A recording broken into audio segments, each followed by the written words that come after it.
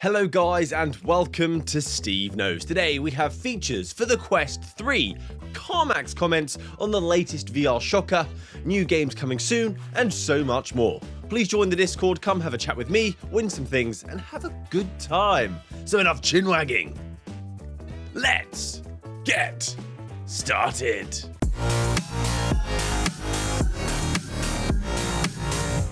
So I'm going to start this off with the Quest 3 as Meta's current CTO Andrew Bosworth has given us more insights into what we can expect with this new headset. Starting with face tracking. It's not going to be a thing in the entry-level headsets for a while. So that could even mean the Quest 4 may not have face and eye tracking features. These features, because they are top tier expensive, will continue to be in the pro level releases only. I don't consider the Quest Pro to be exclusively for businesses.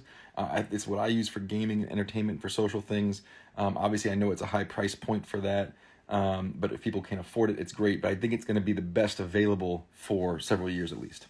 So Bradley, sadly it's Bradley, you called it, brother. You called it. And something else that the Zuck has made apparent that we can now expect in the Quest 3 is for it to have colour pass-through. I know there was some speculation whether or not this will be included. Will it be black and white to keep costs low, to reduce it so they don't have to include that RGB camera? But the Zuck in an earnings call said, later this year we're going to launch our next generation consumer headset, which will feature Meta Reality as well. And the next consumer headset is the Quest 3, and Meta Reality is actually the title given to the colour pass-through on the Pro, where they have overlaid the RGB camera feed onto the black and white feeds of the tracking cameras. So once again, Bradley, you got it right, brother. Now on to some new updates on the drama around Echo VR.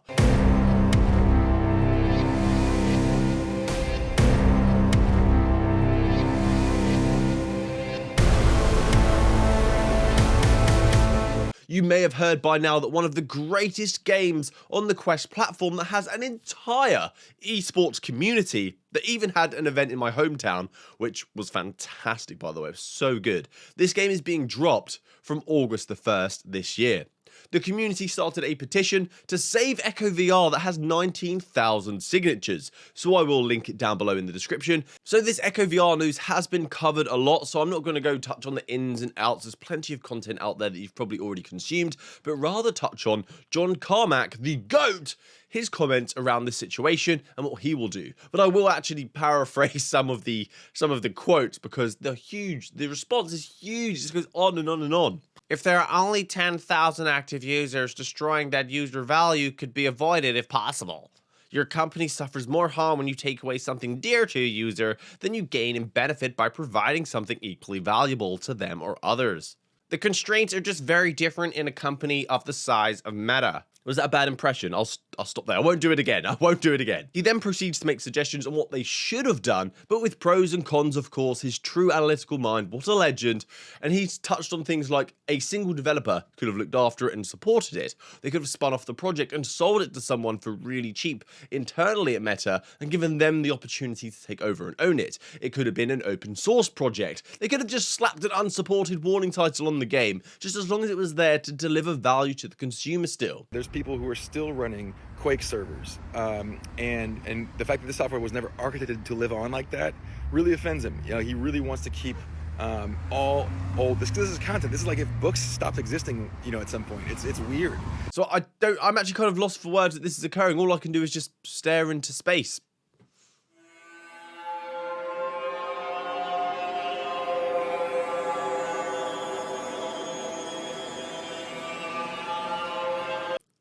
And since we're on the topic of dropping things, Onward are also looking to drop the Quest 1 support for their title this summer, so Quest 1 owners will not be able to enjoy Onward from July the 31st of 2023. They haven't set up some sort of special refund scheme outside of Meta's policy, so if you're going to experience this game and you only have a Quest 1, maybe don't buy it yet, unless you're going to upgrade your headset, because, well, of course you're going to lose support and you would have wasted your money. You would have got a few months out of the title. So don't do that. But as I said, if you upgrade your headset, it's going to be there available to play in your library. One last thing on this topic, and we can talk about game releases and the quick fire news. Horizon Worlds is coming ever closer to now be supported by mobile devices, so you can interact in these worlds through other clients. So you can use flat screens. As if they think that's going to help.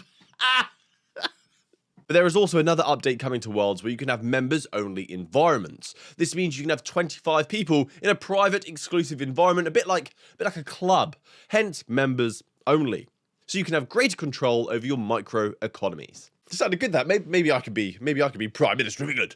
Would you welcome an inquiry into that? This is a load of complete nonsense. Now Crumbling, a new title coming to the Quest and PC VR platform this summer, and it has a style that appeals to me. I love godlike views where you can take control of the characters and look at the world existing in front of you. It's a unique way of playing that only VR can provide, and in this title you will pick up and control your toys and engage in combat, almost like a child's imagination is unraveling when they're playing. That's what you're going to enjoy. The story is also fed to you through a comic book, which has a really quite stunning art style. Hats off to the artist that did that, and the characters remind me of these little creatures that you had to save in Rayman, if anyone remembers that title. I'm showing my age there. We now have a sequel underway for Retropolis 2, Never Say Goodbye. So fans of the first title, you can enjoy a cinematic VR point-and-click-esque adventure that was originally released in 2021. You can now have the sequel to that title being released this year in 2023. The first title, I know, didn't really give people closure, that left it on a cliffhanger and set itself up for a sequel. And the devs seem super stoked for its release. They have said that they've created a next-level experience. They've updated the game mechanics, the puzzles, and the graphics. So this will be coming to PC VR, Pico, Vive, and Quest. And ending this on the quickfire news, tidbits of useful information, and this is actually going to be quickfire this time, not like last week.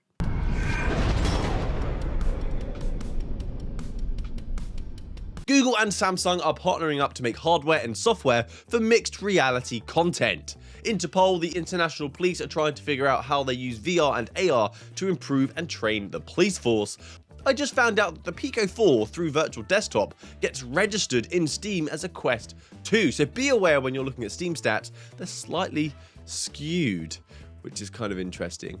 Straylight has also just dropped on the Quest's App Lab, so if you want a geometric swinging experience that looks kind of fast-paced and really futuristic and nuts, that's now out.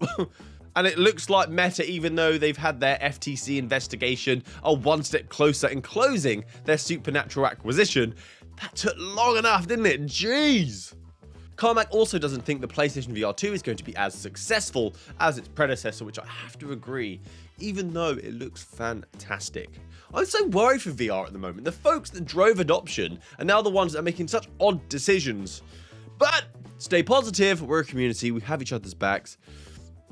Keep VR alive. So that's it from me today, guys. Thanks for watching to the end of the video. Join me throughout the week for games, among other things, and news on the weekend and Monday live streams if I am around to do so. So happy gaming, guys.